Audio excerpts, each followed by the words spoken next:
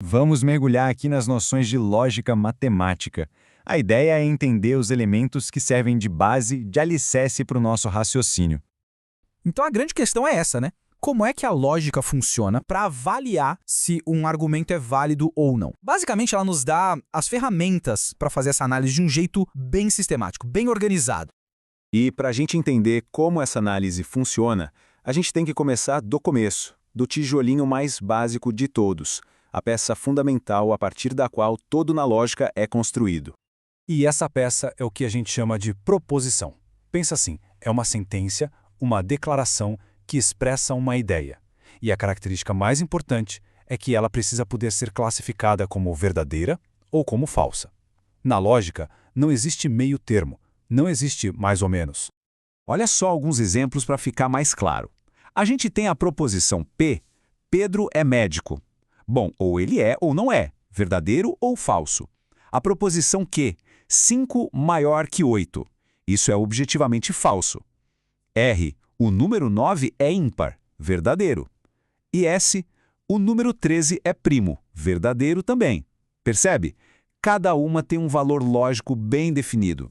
E toda essa estrutura se apoia em 3 princípios básicos, são as regras do jogo. Primeiro, o da identidade. Uma proposição é o que ela é. A é A. Segundo, o da não contradição. Uma proposição não pode ser verdadeira e falsa ao mesmo tempo, sob as mesmas condições. E por último, o princípio do terceiro excluído. Uma proposição ou é verdadeira ou é falsa. Não existe uma terceira possibilidade. Certo? Agora que a gente já tem essas peças, as proposições, como é que a gente começa a juntar tudo para formar ideias mais complexas, mais elaboradas? É aí que entram os conectivos lógicos. São 5 símbolos que a gente vai usar o tempo todo. Eles representam as operações de não, e, ou, se, então e se e somente se. São as nossas ferramentas para construir raciocínios mais robustos. Começando pelo mais simples de todos, a negação, que é representada pelo til. A função dela é só inverter o valor lógico. Se uma proposição P é verdadeira, o não P é falso. E claro, o contrário também vale. Depois vem a conjunção, o nosso E. Para uma frase com um E ser verdadeira, a regra é bem exigente. As duas partes precisam ser verdadeiras. Se P e Q, só vai ser verdade se tanto P for verdade quanto Q for verdade. Se qualquer uma das duas for falsa, a frase toda se torna falsa. Já a disjunção, que é o nosso ou, é mais flexível. Uma frase com ou, como P ou Q, só vai ser falsa em uma única situação, se as duas partes forem falsas. Se pelo menos uma delas for verdadeira, a frase toda já se torna verdadeira. Agora, a condicional, o se então, que é essa setinha, aqui tem uma regra bem específica que é bom prestar atenção. A única situação em que, se P então Q é falsa, é quando a primeira parte, P, é verdadeira e a segunda, Q, é falsa. É como partir de uma verdade e chegar numa mentira. Em todos os outros casos, a condicional é verdadeira. E para fechar, temos a bicondicional, o se e somente se. Essa funciona como uma relação de equivalência. Ela só é verdadeira quando os dois lados têm o mesmo valor lógico, ou seja, ou os dois são verdadeiros ou os dois são falsos. Se os valores forem diferentes, ela é falsa. Ok, agora que a gente já conhece as proposições e os conectivos, vamos ver a principal ferramenta para analisar as sentenças mais complexas que a gente pode montar com eles.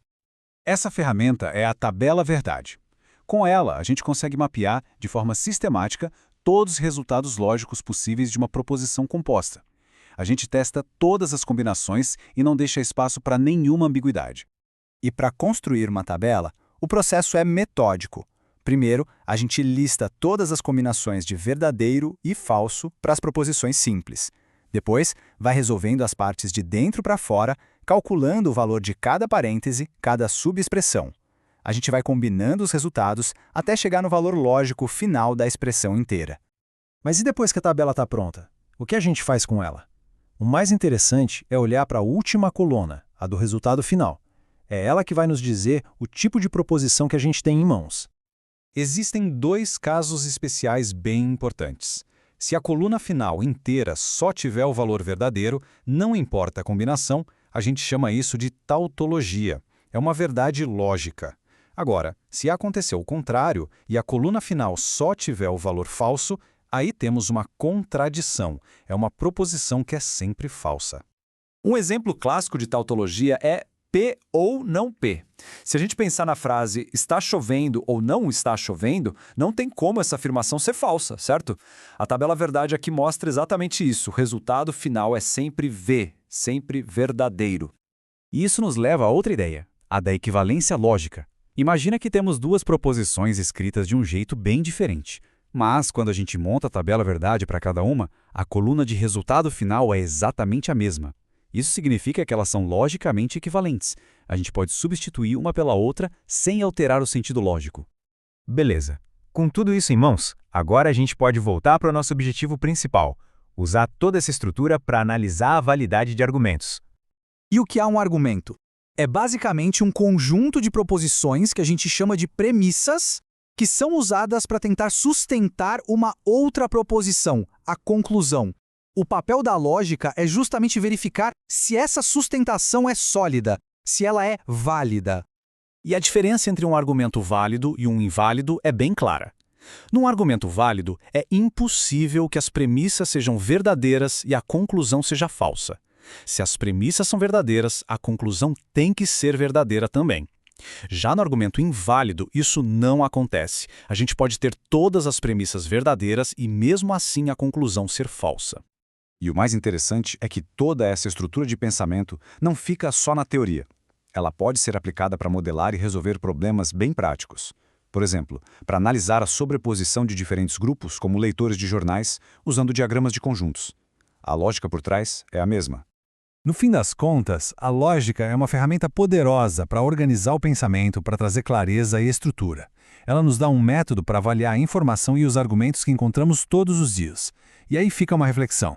Que outras estruturas do nosso cotidiano poderiam ser mais bem compreendidas se a gente aplicasse essas mesmas ferramentas lógicas para analisá-las?